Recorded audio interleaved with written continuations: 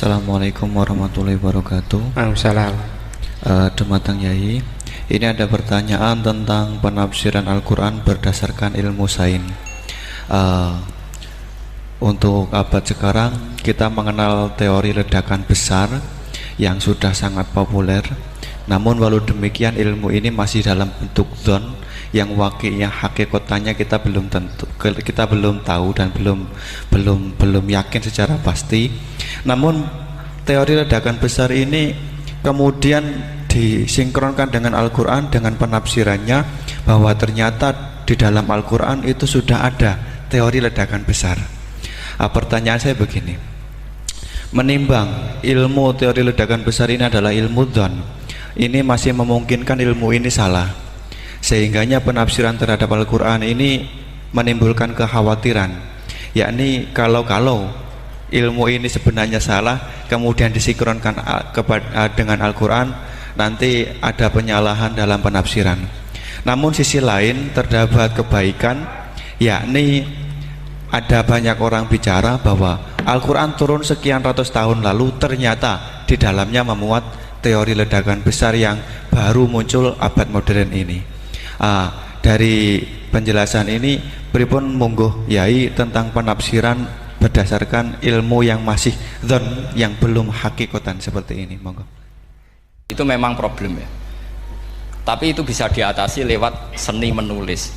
Biasanya kalau seorang penulis, apalagi di Indonesia itu kan gampang sekali, kalau kata itu bisa bias atau majas kan bisa dikasih tanda kutip, dikasih tanda apa? Kutip. Itu memang nyata ya, saya pernah berdebat berkali-kali lah. Saya kan satu tim ya dengan Pak Zaini, dia seorang profesor, juga pernah tanya Gus Wafi putrane Mbah Mun saat di Syria. Zaman itu saya Abdul Al-Buti masih hidup.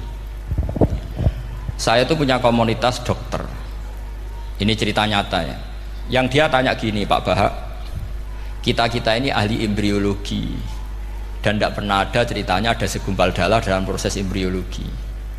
Yang ada itu sekian zigot yang berhasil nempel di dinding rahim itu nanti yang jadi janin. Jadi kalau kita ngaji ada segumpal darah itu menjadi aneh bagi kita karena proses itu tidak ada.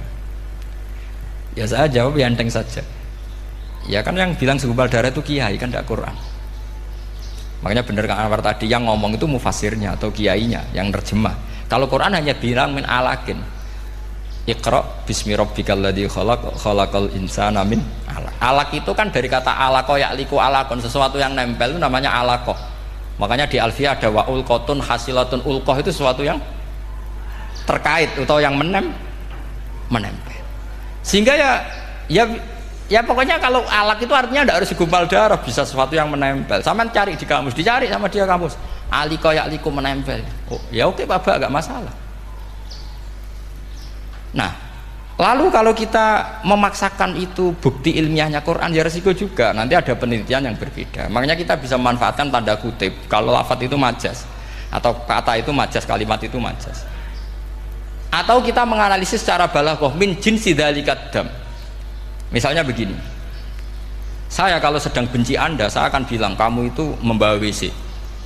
Wong tak melete gawa WC ngalor ngidul, karena di perut kita memang ada kotoran. Berarti kita ini WC yang melaku ngalor ngidul. Oke, itu saat kita benci manusia. Coba sampean lihat di kitab tasawuf. Faqih fatatakabbar wa anta kanafun minal aknam, itu kan disebut kamu kok sombong, kowe iku WC mlaku.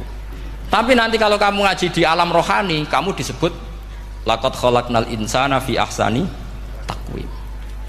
Artinya bisa saja alakin ini benar-benar maknanya segumpal darah, tapi dalam konteks manusia jenis kamu adalah jenis segumpal darah, bukan dalam proses embriologi mengalami segumpal darah. Kita masih bisa berkelit, asal kamu ilmunya banyak, hafalaman banyak, tetap bisa berkelit. Problemnya kadang kita tidak punya ilmu. Loh ya, ini kisah nyata ya. Jadi kemarin entah tanggal berapa saya lupa, itu kan Kemenak datang ke Yai, ke Mbah Mun, ke Gus Zofur. Di antara usul saya seperti itu, mbok terjemah Kemenak kalau yang terkait sain itu dikasih bahasa yang bias, karena nanti kalau tidak bias ini nanti ada penelitian kelihatan Quran dianggap loh ya, dianggap salah, sebenarnya salah yang terjemah, atau kita yakin sesuai ilmiah ternyata suatu saat ada penemuan yang berbeda. Kita bisa manfaatkan tadi seni menulis tadi, misalnya tanda kutip atau dipakai kata bias. Ya misalnya begini, contoh paling gampang tadi, misalnya kita bangga, misalnya Quran terbukti benar ketika mengatakan wa ja'ala bainahuma barzakha wa hijra mahjura, antara air tawar dan air laut itu ada pemisah.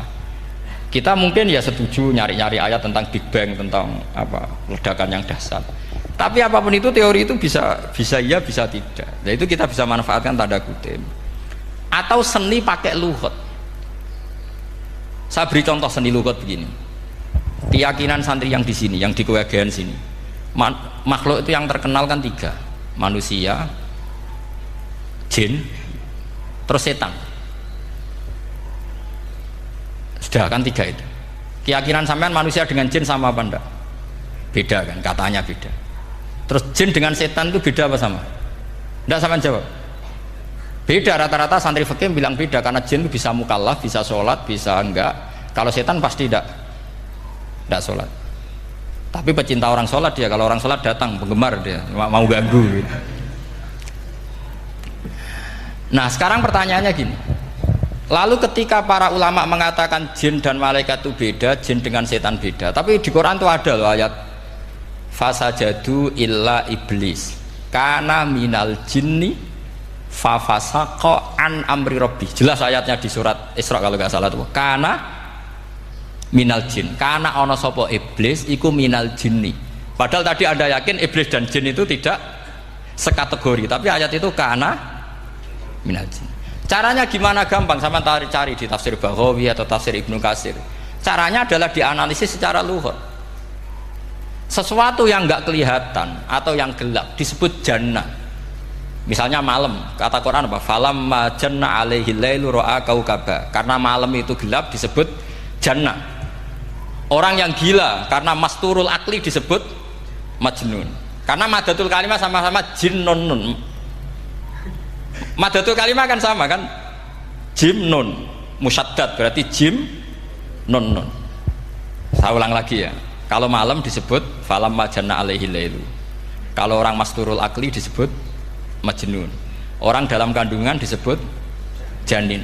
Kullu dzalika yusamma bidzalik li'annahu mastur. Semua dinamakan itu karena mastur, tidak kelihatan.